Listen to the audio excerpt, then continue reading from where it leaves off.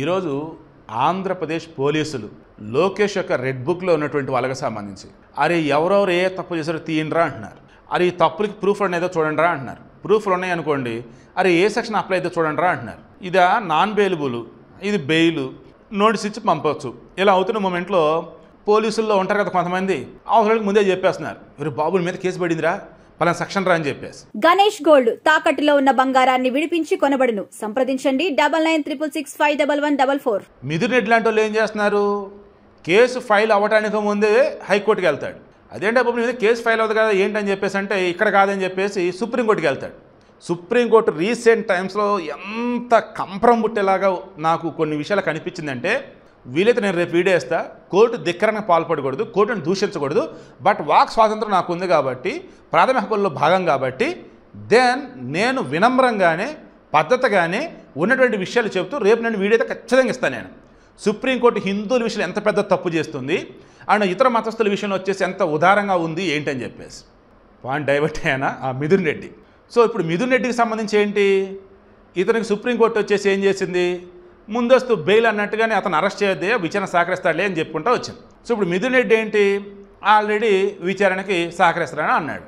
So ఈ మూమెంట్లో శ్రీరెడ్డికి సంబంధించి క్రాస్ చెక్ చేసినప్పుడు ఏమైంది, పాప ఆంటీనా వద్దులే మనకు అవన్నీ.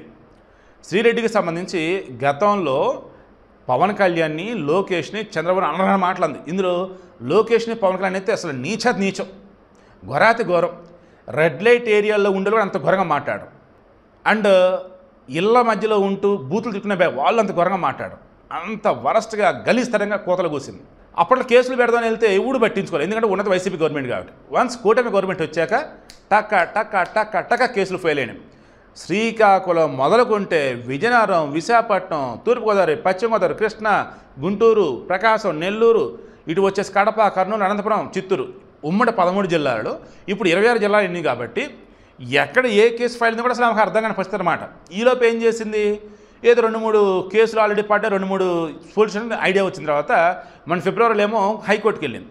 హైకోర్టుకి వెళ్ళి సార్ ఆల్రెడీ సారీ చెప్పేశాను సార్ ఏంటి సార్ ఇది అంటూ ఏదో చెప్పాల్సిందో చెప్పింది వాళ్ళ లాయర్ త్రూ. వాళ్ళు ఏమన్నారంటే, ఏమయ్యా ఎందుకు చెప్పండి, ముందస్తు అరెస్ట్ లేదు వదిలేసాడు అన్నట్టుగా చెప్తూ విచారణ సహకరించదులే అన్నారు. ఆ తర్వాత మరలా మిగతా కొన్ని పోలీస్ స్టేషన్లో కొన్ని కేసులు నమోదు. ఈవెంట్ రాబోని చూస్తే వాటికి జస్ట్ నోటీసులు అవి అంతే. ఎలా చెప్పాలంటే ఆ కేసులకి అరెస్ట్ చేయరు, బట్ విచారణ సహకరిస్తే సరిపోతుంది. సో ఇంకేంటమ్మా, ఆ సెక్షన్లకి నీకు బెయిల్ అవసరం లేదమ్మా, ఓకేనా. రిమైనింగ్ సెక్షన్లోనే మిగతా పోలీస్ స్టేషన్ ఉన్నాయి కదమ్మా, వాటికి బెయిల్ అవసరం అమ్మా, సో వాటికి బెయిల్ ఇస్తున్నామమ్మా అని అరెస్ట్ చేయరమ్మా అన్నారు. ఇక ఏ పోలీస్ స్టేషన్లో అయితే నీకు జస్ట్ నోటీస్ ఇచ్చి విచారిస్తారు చూసారా, వాటికి నువ్వు అటెండ్ కావాలమ్మా అన్నారు. అలా ఈరోజు నాకున్న సమాచారం మేరకు విజయనగరం జిల్లా నెల్లిమర్ల దగ్గర పూసపాటరేగ పోలీస్ స్టేషన్, మేబీ నెల్లిమర్లలో సర్కిల్ కార్యాలయమో లేదంటే పోలీస్ మెయిన్ ఉండొచ్చు, అక్కడ అటెండ్ అయింది. సిఐఆర్ఎస్ఐ సరే ఒకరు విచారించారు. ఏం అడుగుంటారు ఒకసారి మీరు క్రాస్ చెక్ చేయండి. మిమ్మల్ని లోకేష్ని, పవన్ కళ్యాణ్ తిట్టమని ఎవరు ప్రోత్సహించారు, మిమ్మల్ని ఎవరు ఎంకరేజ్ చేశారు, మీకు డబ్బు అనేది ఎలా వచ్చింది, ఎవరు పంపారు ఏంటి, ఇటువంటివేనా. ఇంతగా మించి ఉంటాయి అక్కడ. ఎందుకో తెలుసా, నేను విజయసాయిరెడ్డి ఒక విషయం క్లారిటీ ఇచ్చాడు, గుర్తుందా. ఈ లిక్కర్ కేసు సంబంధించి ఈ కసిరెడ్డి రాజశేఖర రెడ్డి ఇతని దగ్గరికి వచ్చి ఏమని చెప్పింది, ఆ తర్వాత అరవింద్ దగ్గర 100 కోట్లు ఎలా ఇప్పించింది, హైదరాబాద్లో ఎప్పుడు గెలిచింది, విజయవాడలో ఎప్పుడు గెలిచింది, ఎవరెవరన్న మీటింగ్లో మొత్తం చెప్పాడు. పార్టీలో ఉన్నవారిలో ఎవరు ఈ కసిరెడ్డికి సన్నిహితులు మొత్తం చెప్పాడు. అండ్ ఇండైరెక్ట్గా ఏంటి, మిథున్ రెడ్డి పిల్లవరం మొత్తం దొరికిద్ది అన్నట్టు చెప్పేశాడు. కసిరెడ్డి గారు దొరికితే మొత్తం లోపలేయడం అని చెప్పేశాడు. అలా ఇక్కడ శ్రీరెడ్డికి సంబంధించి కూడా ఖచ్చితంగా ఇప్పటికే అప్రూవల్గా మారిన వాళ్ళు కొంతమంది ఉన్నారు. అండ్ లాస్ట్ గవర్నమెంట్లో ఉండి ఈ పోలీసులు రిమైనింగ్ వాళ్ళు ఎవరైతే ఉన్నారో వాళ్ళు కొంత క్లారిటీ ఉంది. ఆల్రెడీ వాళ్ళు వాళ్ళ సుపీరియర్స్కి వచ్చేసి క్లారిటీ ఇచ్చేస్తున్నారు.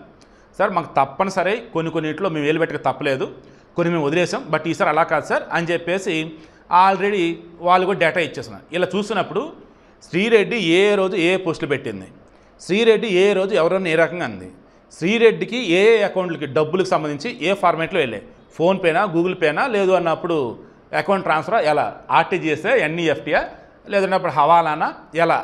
అండ్ ఆమెతో కోఆర్డినేట్ చూస్తున్నది ఎవరు, సోషల్ మీడియా సంబంధించి సజ్జల భార్గవరెడ్డి టీమా, లేదన్నప్పుడు డిజిటల్ కార్పొరేషన్ ఎవరైనా ఉన్నారో వాళ్ళ, లేదన్నప్పుడు పార్టీలో ఉన్నటువంటి రోజానా, లేదన్నప్పుడు బైరెడ్డి సిద్ధార్థ రెడ్డి, అసలు ఎవరు ఇలా చెప్పుకుంటూ పోయినట్టయితే ఎవరెవరు ఉన్నారు ఏంటని చెప్పేసి తీసి ఉండొచ్చు.